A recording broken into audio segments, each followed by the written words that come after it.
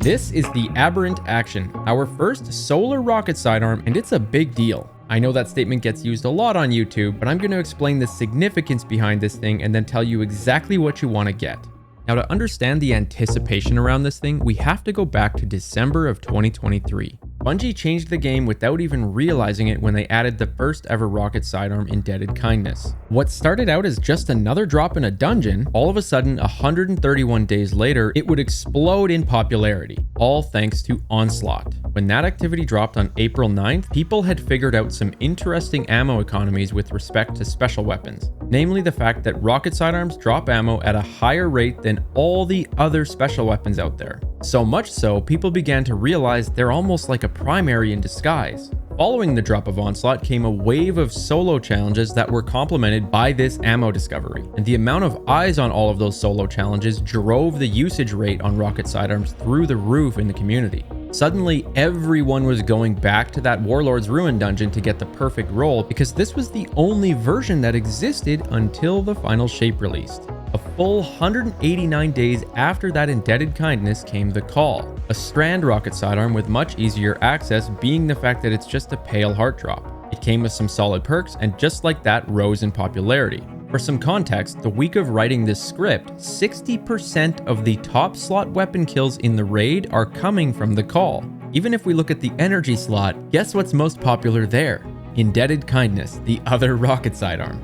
Circling back to the third one now is that Aberrant Action, a craftable solar version with perk combos that everyone's been waiting for.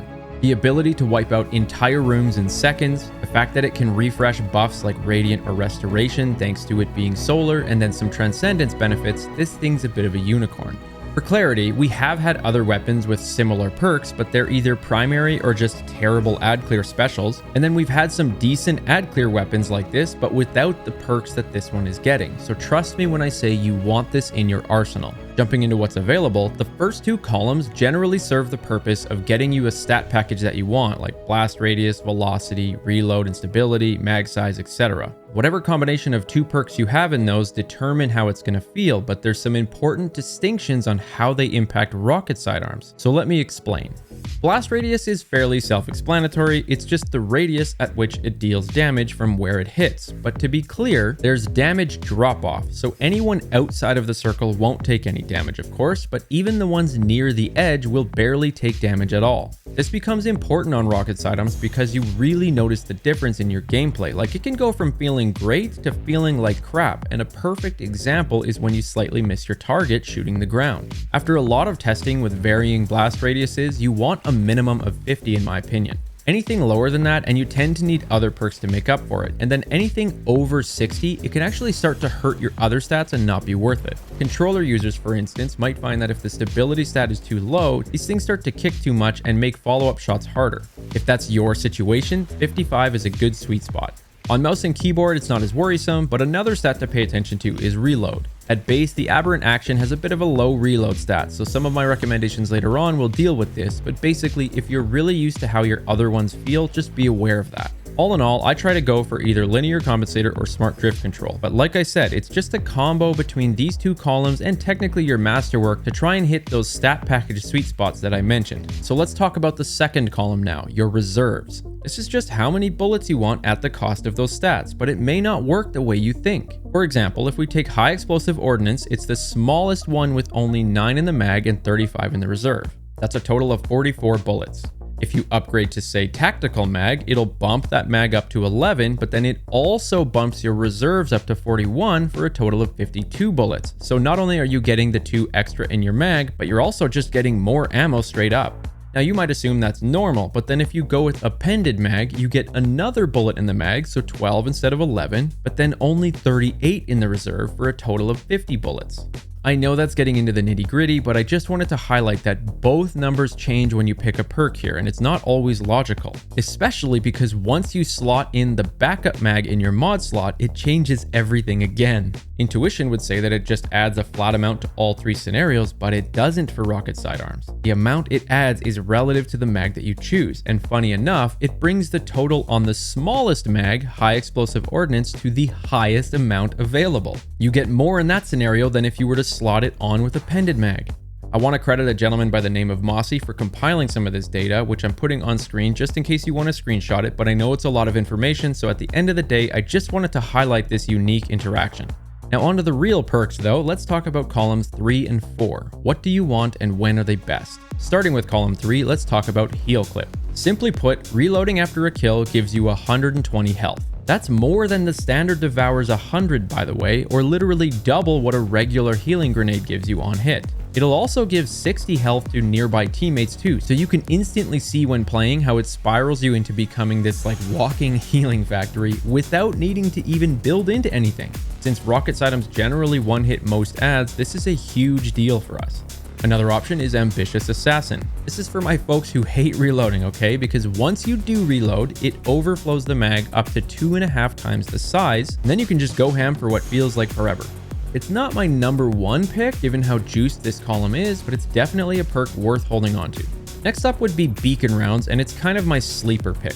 After getting one kill, it basically gives your rockets tracking. Like it becomes borderline hard to miss with this thing. The more kills you get, the more it stacks up to a pseudo aimbot. Brims are a great example of being super easy to hipfire while playing fast and aggressive. They'll even curve around corners sometimes, and honestly, it's just a huge fun factor. Like I highly recommend this, especially if you struggle with aim sometimes.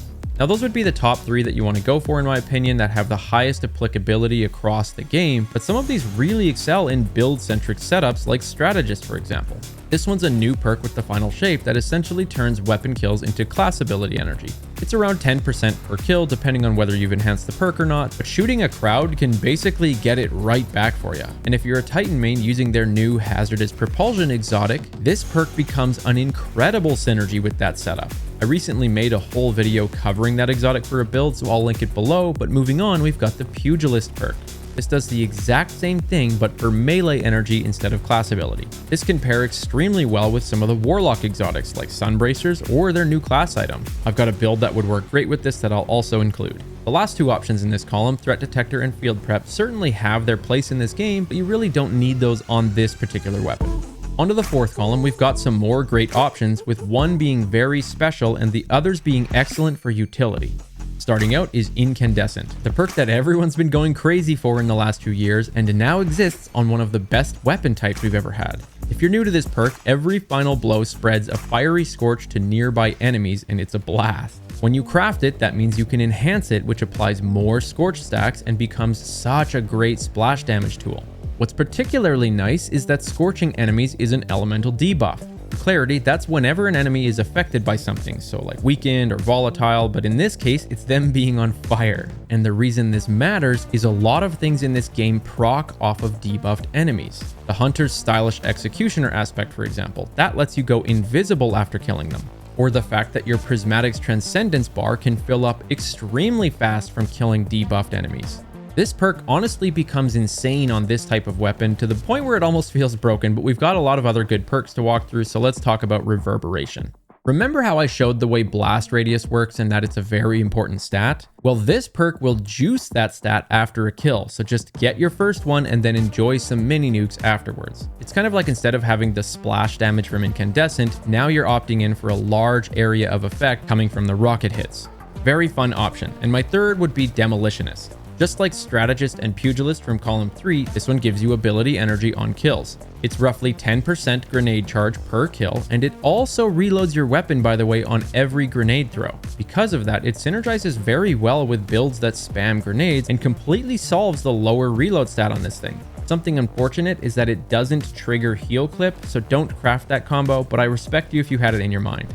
Swashbuckler is pretty straightforward. Every time you get a kill, your damage goes up. It's an escalating stack up to a maximum of 5, giving you 33% more. If you happen to get a melee kill, it jumps you right from 0 all the way up to those 5 stacks, so a melee-centric build can make this excel very much. Golden Tricorn is a bit more complicated. Getting a weapon kill will give you a 15% damage buff, but then while you have that buff, which is on screen by the way, you need to get a grenade or powered melee kill, and then that'll bump you up to Golden Tricorn times 2, which is a 50% buff. It sounds complex, but in reality, if you're using a grenade and melee-centric build that can get a kill every 10 seconds, it opens up huge damage potential with constant uptime. This can be hard to do in tougher content unless it's a specific setup like throwing hammers or combination blow, so getting the mileage out of Golden Tricorn can feel like a bit of a tall order at times. Lastly, Snapshot and Harmony don't really jam on this weapon compared to the other options that you have, so I wouldn't craft those. With all of that info and a lot of good choices to go for, I do have 3 combos I recommend the most. Number 1 is Smart Drift Control, High Explosive Ordnance with Backup Mag in the mod slot for maximum ammo, a Blast Radius Masterwork, and then Heal Clip with Incandescent.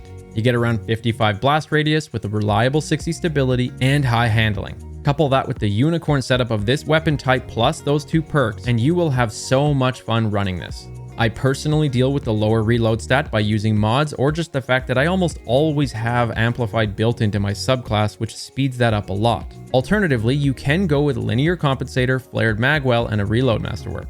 This version hits a hair lower on blast radius, but it's noticeably quicker on reloads. I guess that's really just one combo with 2 variations for your comfort to choose from, but then the second one is a bit of a guilty pleasure.